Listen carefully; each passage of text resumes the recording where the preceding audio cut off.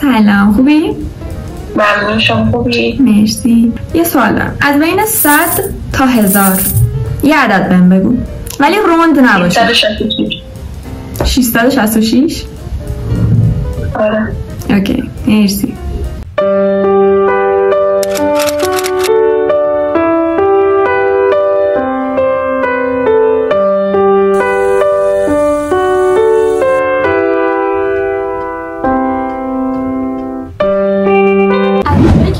ندونید این ویدیو کلا موضوعش چیه، باید براتون بگم که قراره پول هر چیزی که توی یک روز میخوام بخورم فقط بشه 666 تومن. یعنی من باید 3 وعده و هر چیز دیگه که میخوام بخورم با 666 تومن پول باشه. بریم ببینیم امروز قراره چی بشه. راستش اینه که من باید حتما 3 وعده رو بخورم، حالا هر جوری که میخواد باشه، ولی دارم به این فکر میکنم که خیلی اینجا سایه است. دارم به این فکر میکنم که صبحونه رو مثلا ارزون بخورم، ایسته سبک بخورم، ناهارم سبک بخورم، شام خیلی خوب بخورم، یا صبحونه ارزون سبک باشه، ناهار خیلی خوب باشه و شام دوباره سبک باشه، یا وسطش میان وعده چیزی. اوکی 666 تومن واسه 3 وعده خیلی کمه. من باید چیکار کنم؟ من کلا آدم صبحونه خوری نیستم، یعنی کلا آدم نیستم که برم بشینم کلی نون و پنیر و اینجور چیزا بخورم و اصولا فقط یا چای میخورم حتما، تا اینکه مثلا چای با کیکی با اینجور چیزا، قهوه چیزی اگر خوب نخوابیده باشم مثل دیشب. بریم فعلا یه صبحونه بخوریم چون خیلی گشنمه، از صبح هیچی نخوردم.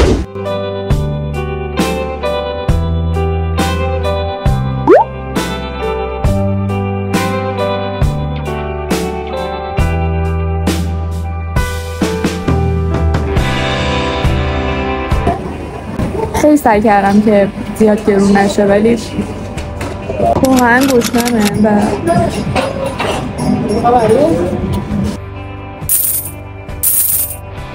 به نظرم املتی چیزی میخوردم خیلی ارزون تر در میومد.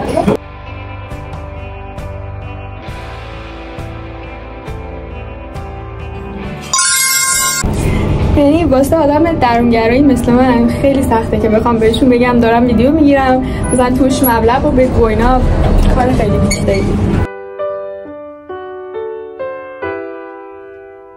خیلی سردتر از چیزیه که فکر میکردم و من تازه خوب شدم. مریض بودم، تازه خوب شدم، دارم دوباره مریض میشم.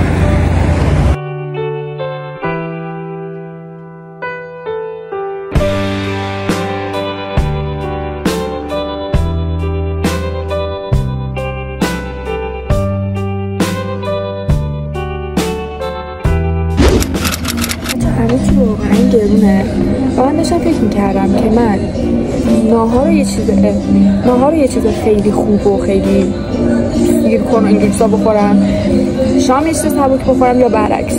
به نظرم ناهار یه چیز سبک بخورم، شامو خیلی خوب بخورم.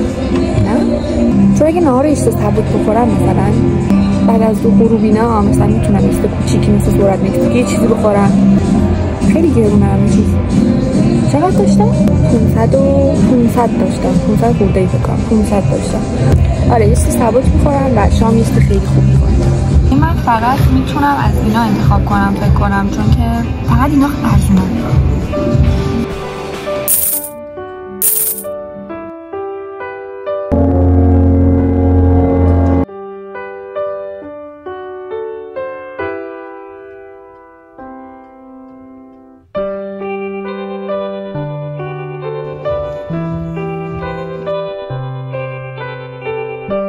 بچه اصلا مشخص نیستش ولی جمعا شده 150 تومن. خوبه. الان کلی وقت دارم تا شام. یه دونه حتما میخوام برم کتاب فروشی، چون یه چیزی باید بگیرم، یه کتاب دیده بودم حتما باید اونو بگیرم و وسطش هر جا بخوام میتونم برم فعلا تا یه ذره هوا تاریک بشه بخوام شام بخورم.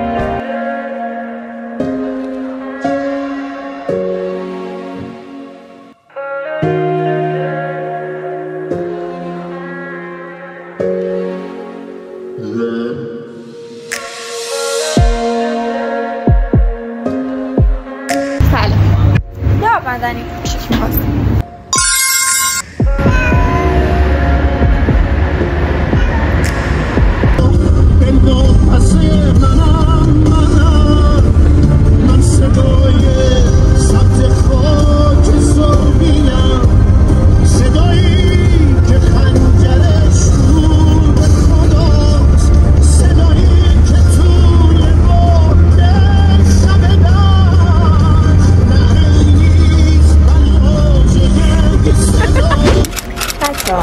من گفتم از اونجایی که بیکارم و کلی تایم دارم بیام یه سینما کلم چقدر بد باشه یه سینما بیام ببینیم یه ذره وقت بگذره.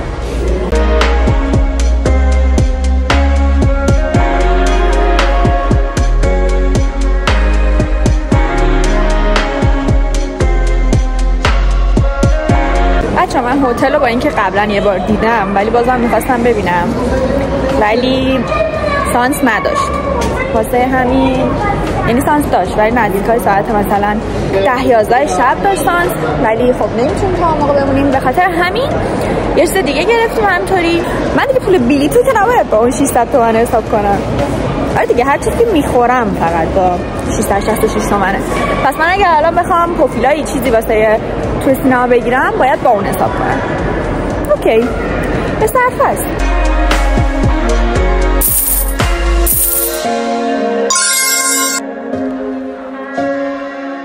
جواب آزمایش هم دید گفتش که همه چی نرماله.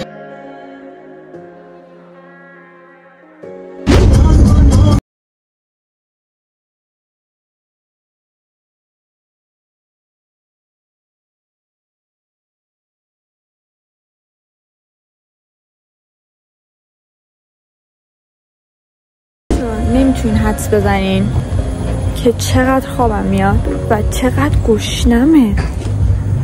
چرا باید اینقدر گشنم باشه؟ وقتی میگم قهوه برای من بیشتر خواب آوره یعنی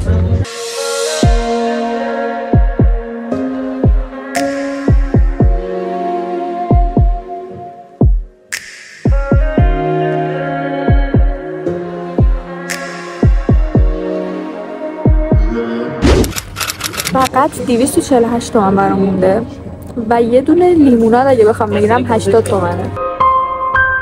فست فودم که نهار خوردم. من این همه برنامه‌ریزی کردم که شام بتونم یه غذای خیلی خوب ایرانی و اینجور چیزا بخورم. وای کلام چرا اینطوریه؟ و الان یعنی فقط یه لحظه قیمت‌ها رو نگاه کنید. صبحونه که خوب نخوردم. یعنی کلا یه قهوه خوردم با کیک. البته صبحونه اوکی همیشه همینجوری می‌خورم ولی نهاری چی نخوردم. نهار فقط قارچ تونستم بخورم. و شام همه چون نگه داشته بودم واسه شام. الان شام چی بخورم با 248 تومن؟ اوکی 248 تومن دارم و باید باهاش شام بخورم. خوابم هم میاد. تصمیم گرفتم یه دونه برگر کلاسیک بخورم 175 تومن و یه دونه لیموناد 80 تومن. کلا 248 تومن دارم و کل اینا با هم میشه 255 تومن. They ask you how you are, you just have to say that you're fine. مجبورم لیموناد نخورم، آب بخورم.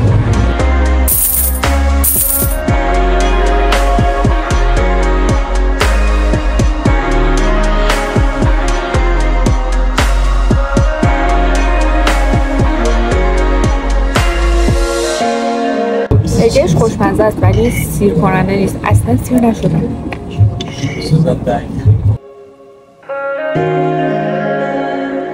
بالاخره تموم شد. بچه من همین الان رسیدم خونه. الان که نه یه چند دقیقه‌ای میشه که رسیدم خونه و بالاخره چالش هر چیزی که قراره توی یک روز بخوری باید با این مقدار پولی که یکی از شما به من گفته باشه تموم شد. بچه واقعا سخت بود.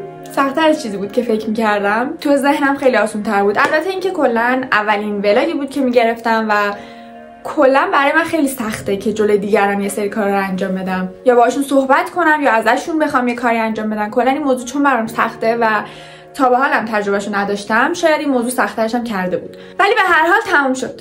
صبح با 666 تومن پول زدم بیرون و بعد از تمام چیزایی که توی یک روز خوردم مقدار پولی که برام مونده 64 تومنه.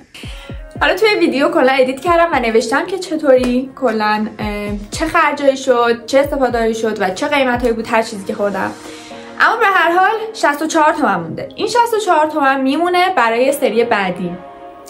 برای چالش‌های بعدی میتونم از این پول استفاده کنم. یعنی اگر کسی که قراره بعداً دوباره یه مقداری بهم بگی این ویدیو رو داری می‌بینی، باید به این موضوع فکر کنی که من 64 تومن دارم. بچه من به کجا دارم نگاه میکنم تو دوربین؟ به هر جا که دارم نگاه میکنم بدون اینکه مخاطبم شمایی. امروز با اینکه خیلی سخت بود ولی خیلی بهم خوش گذشت. الان تنها مشکلاتی که دارم اینه که یه خورده گشنمه و 100% تا آخر شب بیشترم گشنم میشه و یه کوچولو هم خوابم میاد. بیشتر از یه کوچولو خوابم میاد و خستم. از صبح ساعت 9 که رفتم بیرونم تا الان که ساعت 11. اگر ایده های اینطوری دارین و دوست دارین که امتحان کنم حتما بهم بگین. تک تکش امتحان میکنم و مرسی از اینکه ویدیومو دیدین. بای.